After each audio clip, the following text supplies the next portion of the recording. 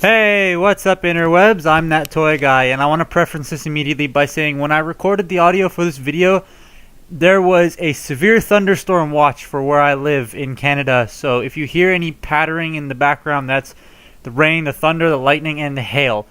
So now that I've got that out of the way, I'm doing another Then and Now segment, and in this Then and Now segment, we're taking a look at the history of Movie Hound, specifically Voyager class figures. This includes the 2014 Hound and the 2017 Hound, so let's get to it.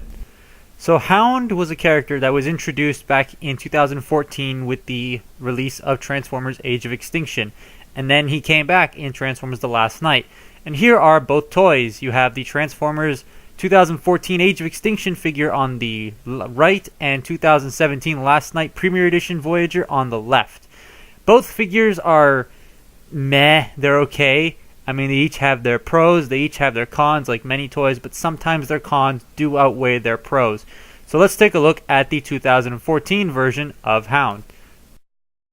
2014 Voyager Hound was released as part of the Generations movie line in 2014. Now keep in mind, mine has been dry brushed in silver to give it a more weathering effect. This was my first ever attempt at trying to do that, that's why it looks like crap.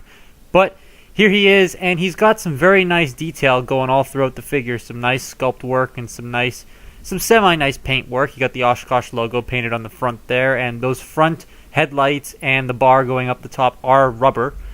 You do have green paint or green cast plastic all over the toy. You got some nice smokestacks molded on the side, and overall the figure in vehicle mode looks okay. It is very, very small though, like really small. Like deluxe class small.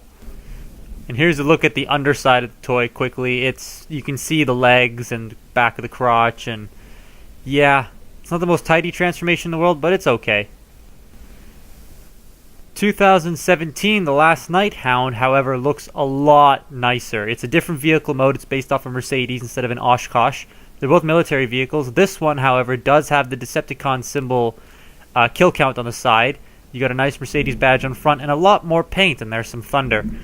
You got some nice blue for the windshields and windows, lots of storage ports on the back, some riveting as well, and a lot of nice surface detail, and there's my finger.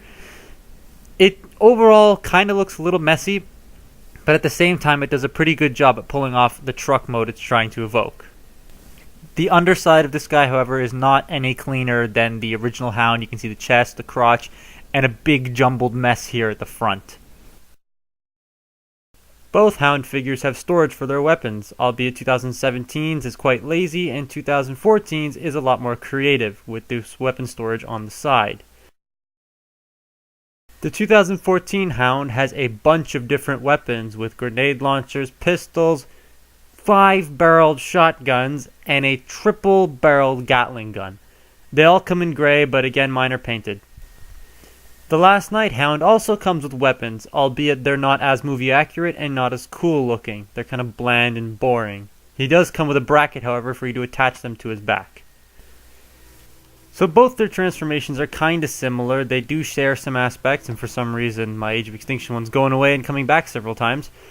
But at the start, you start off with, on both of them, at the backs, just unfurling a bunch of random junk that you don't know what it is until you actually get to robot mode. The Age of Extinction Hound, however, has a much simpler transformation than the Last Knight Hound, because the Last Knight Hound, as you will see later, does take quite a long time to transform. You got this cool panel flip gimmick that happens in the Age of Extinction Hound, where the arms clip into the top and just rotate down.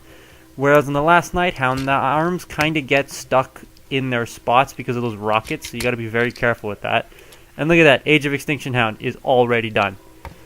So that's how easy that guy is. But it also goes to show you how far we've come from that to the new Hound with the more complex transformation. You got some arm panels that you flip down here, and the wrists do peg in, which is quite nice. The arms are a little fiddly. Now this is where the transformation gets really fiddly in the legs. Just unfolding all this stuff here, you tend to, like what I'm doing right now, if you do it out of order, everything starts banging into one another and it just becomes difficult, which is a tad bit annoying. But yeah, once you fold all this stuff out, you can see the legs starting to take shape.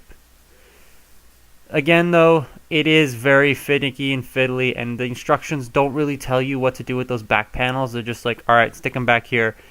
And the way they have them placed, it gets in the way, so you have to kind of figure this stuff out for yourself, which is fine, but you should have proper instructions on how to use your product. You shouldn't have other people try and figure it out on your own. But yeah, the wheels do become the feet, which is a thing that was on Hound's design, and on the Age of Extinction toy, they just kind of faked their way through it. Then a waist compression, and that's both Hounds transformed. Age of Extinction Hound has a lot of nice surface sculpting to him, and a lot of nice paint. Granted, mine's been painted a little more. You do have these dumpy panels on his wrists, and these horrible panels on the back of his arms, but overall, the frontal silhouette look of it looks nice. You got some paint on the shoulders, some silver on the chest, some more silver on the hip region. You do have these bullet arms, and they're made of a soft rubber. There's a big void on his back, which is kind of unavoidable, but it's on the back of the toy. He does suffer from a lack of heel spurs, so he does tend to fall over quite a bit, and his head's a little too small. And those are really the major gripes I have with this guy in robot mode. The Last Night Hound, on the other hand, does a much better job at looking like its on-screen model, with the fat, stubby proportions, the wheels actually becoming the feet, and the bulkiness and the normal shape of the arms. However, he is very messy. He's got a lot of panels and bits just sticking off, and the back of the legs just looks so bad. I really don't like that. And his head's a bit too big. He kind of looks like a super deformed Gundam or something like that. He does have, again, also some nice surface sculpting to him on the chest. You got his utility belt. And the back's got some rivets up there and a lot of different storage ports. And those legs are just so... I really don't like them. I really don't like them. You do have the rockets, which are nicely painted, just like the last one, albeit they're black now instead of green. And the back seems a little devoid of paint. But again, it's the back of the toy, so I don't really care. And this one comes with a removable helmet, which is really nice. I wish the other one had it, but this one has it now. Be careful though, hold the crotch when you push it down, otherwise you will decompress the waist. Both Hounds share the same amount of articulation, swiveling heads, albeit 2017 is a ball joint. The Age of Extinction one's shoulders can do a full 360, whereas the Last Night ones do kind of bump into his kibble. Both have bicep joints, double jointed elbows, wrist swivels, and waist joints, albeit the Last Night one is inhibited, and the Age of Extinction one has an ab crunch. Their legs do the same amount of articulation, except the Last Night Hound does have a lot more like just sculpt that kind of bumps into everything. And the knee pads aren't in the right spot on the Last Night Hound. They're attached to the upper knee instead of the lower knee, and it kind of breaks the sculpt and looks like he's broken. But both of them do have ankle tilts. The Last Night Hound has a foot swivel, which helps sometimes in poses.